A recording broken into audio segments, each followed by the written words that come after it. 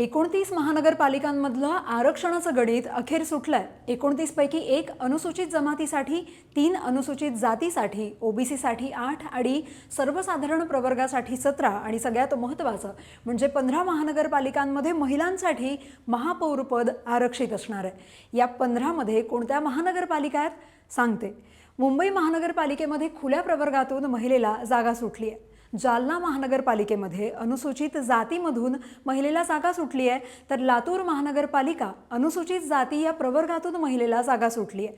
त्याचप्रमाणे अहिल्यानगर महापालिका ओबीसी महिला, अकोला महानगरपालिका ओबीसी महिला, चंद्रपूर महानगरपालिका ओबीसी महिला, जळगाव महानगरपालिका ओबीसी महिला, पुणे महानगरपालिका खुला प्रवर्ग महिला, धुळे महानगरपालिका खुला प्रवर्ग महिला, मालेगाव महानगरपालिका खुला प्रवर्ग महिला, मीरा भाईंदर महानगरपालिका खुला प्रवर्ग महिला, नागपूर महानगरपालिका खुला प्रवर्ग महिला, नांदेड वाघाळा महानगरपालिका खुला प्रवर्ग महिला, नाशिक महानगरपालिका खुला प्रवर्ग महिला, नवी मुंबई महानगरपालिका खुला प्रवर्ग महिला अशी सोडत निघाली।